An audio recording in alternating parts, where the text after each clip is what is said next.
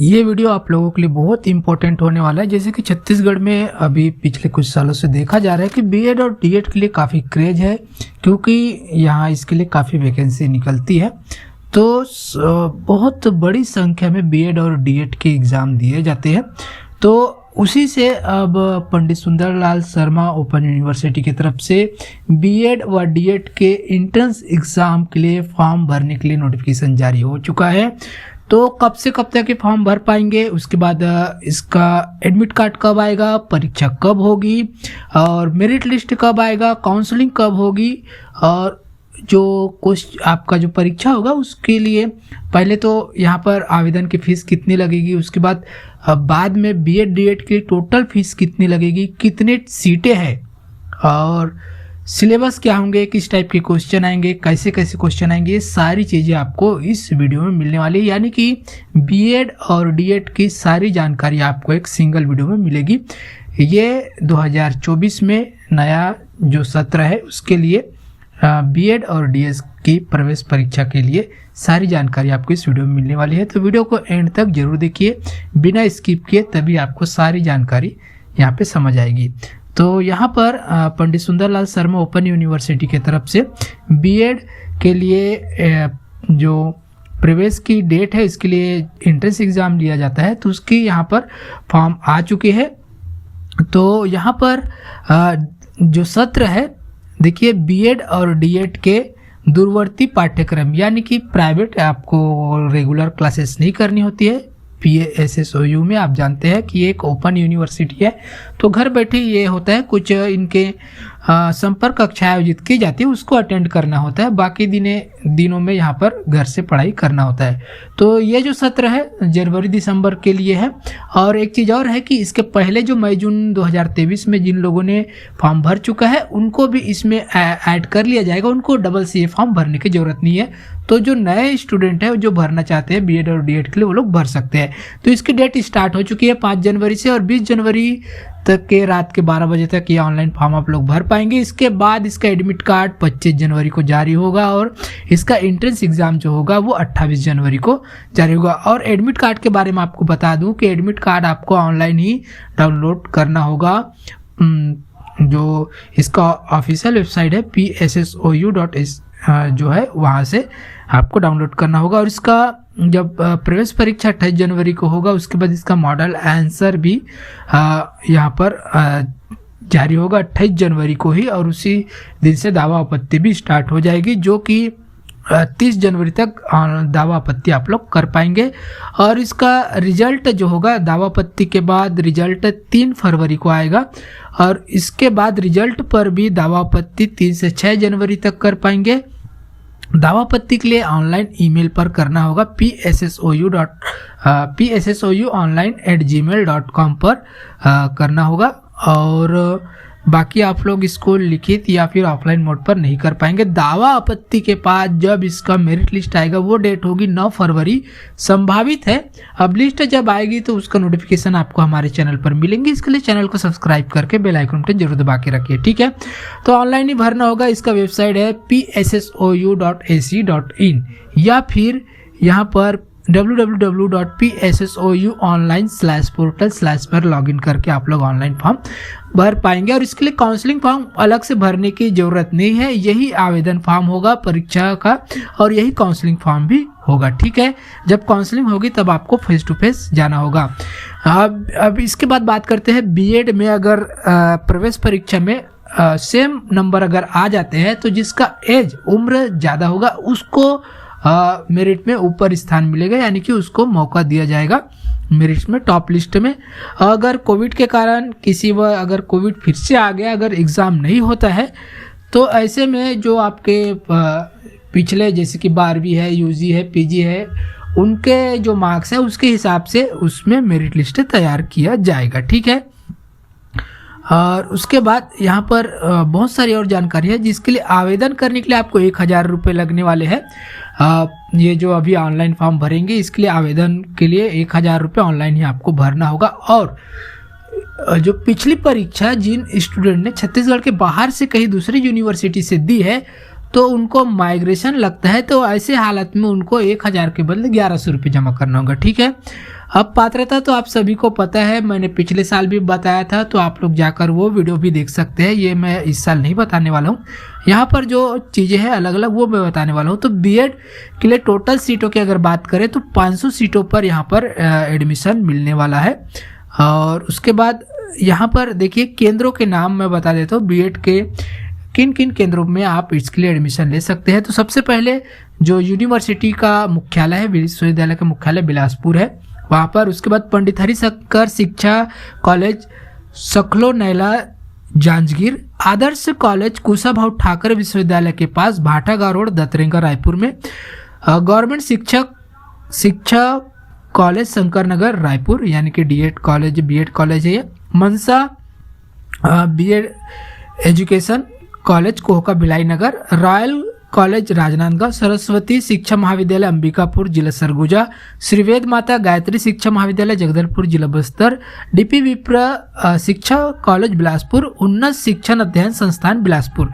तो यहाँ पर इनके कोड और ये लिखे गए हैं। तो इन्हीं सेंटरों पर आपको बीएड का कार्यक्रम पूरा करना है, ठीक है। यानी कि जो इनके संपर्क कक्षाएं होती वो यहाँ पर जाकर आपको अटेंड करना होगा।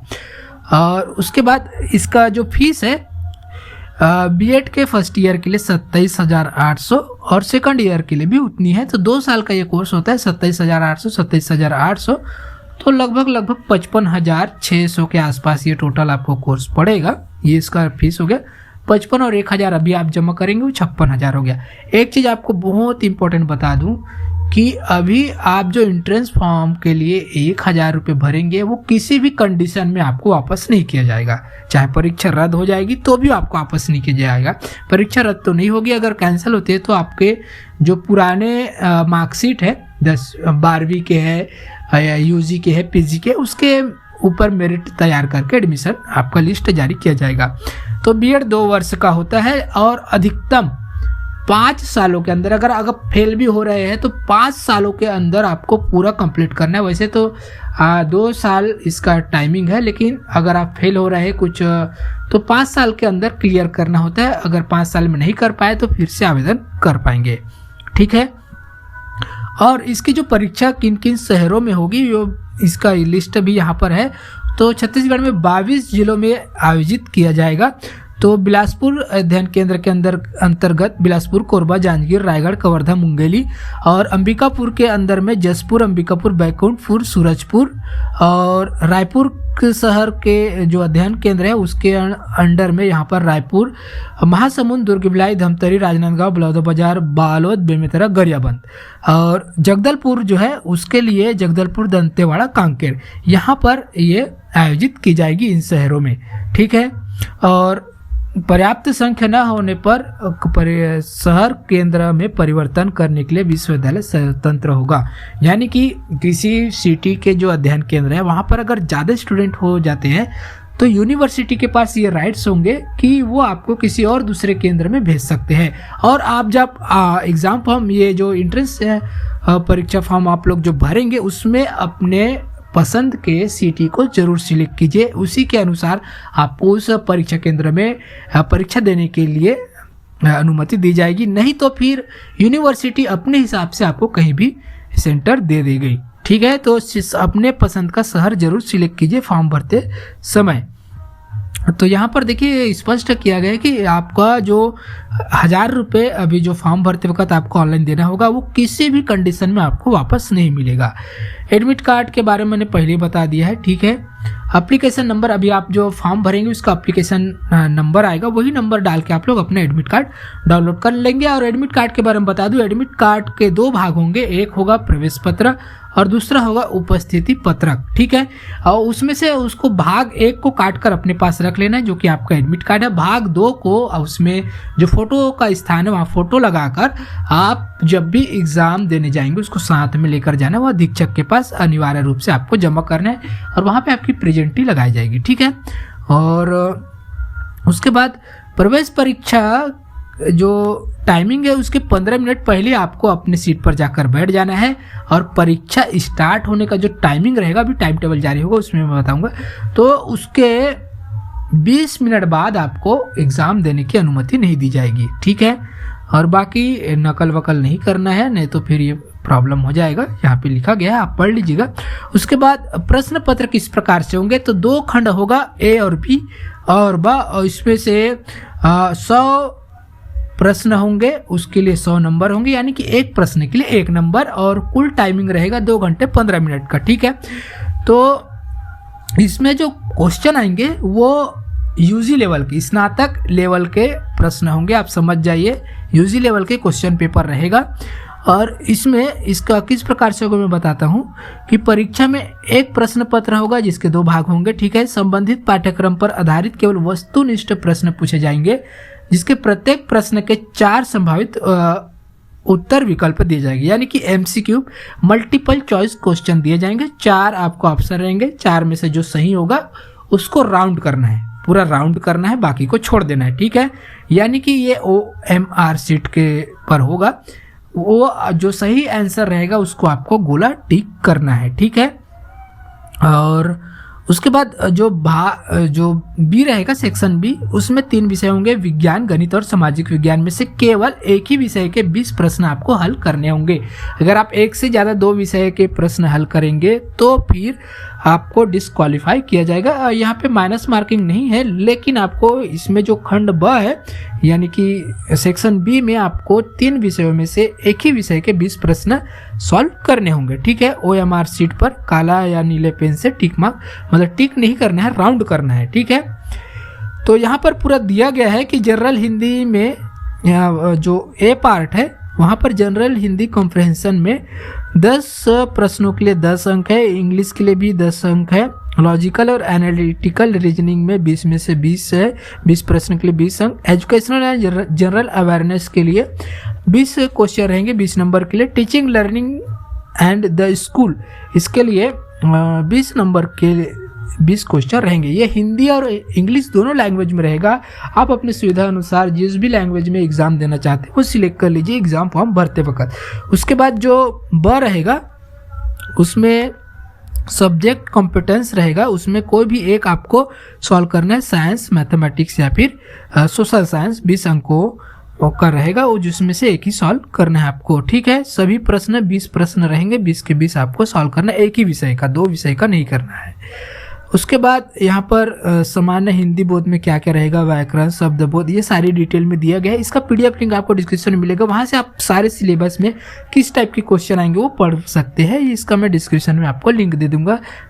और ये देखिए क्वेश्चन कैसा आएगा ये पूरा आपको आइडिया आ जाएगा, आप डिस्क्रिप्शन में इसका PDF पढ़ लीजिएगा। और यहाँ पर रीटोटलिंग और रीवैल्यूएशन ये OMR शीट पर हो रही है, कंप्यूटर द्वारा मूल्यांकन किया जाता है। तो इसमें जो रिवैल्यूएशन और रीटोटलिंग है ये इसके लिए आप लोग अप्लाई नहीं कर पाएंगे। ठीक है, केवल दावा आपत्ति कर सकते हैं कि गलत है या सही है, और इसमें रीटोटलिंग और रिवैल्यूएशन नहीं होगा। ठीक है, ये चीज़ आपको ध्यान में रखना है। और यहाँ पर जो सीटें हैं 500 सीटें हैं, उस पर किस टाइप से एडमिशन होंगे तो लिस्ट जारी होगी उसके हिसाब से होगा। अब देखिए जितनी भी सीटें रहेगी उसमें जैसे कि अनुसूचित जाति है, उसमें अगर स्टूडेंट पर्याप्त नहीं है तो अनुसूचित जनजाति को उससे वो सीट भरी जाएगी। ठीक है, अगर अनुसूचित जनजाति की सीटों के लिए पर्याप्त स्टूडेंट नहीं मिल रहे हैं तो अनुसूचित जाति वाले से भरा जाएगा। अनुसूचित जाति श्रेणी और अनुसूचित जनजाति दोनों के में अगर पर्याप्त स्टूडेंट नहीं है तो ऐसे में OBC वाले को मौका दिया जाएगा। OBC के जो है उसमें अगर स्टूडेंट नहीं मिल पा रहे जितनी सीटें उतने, तो उसको फिर अनुसूचित जाति और अनुसूचित जनजाति के स्टूडेंट से भरा जाएगा। अगर सभी वर्ग के अभ्यर्थियों के उपलब्ध न होने की दशा में जो आरक्षित सीटें है उसको अनारक्षित यानी कि ओपन द्वारा भर लिया जाएगा।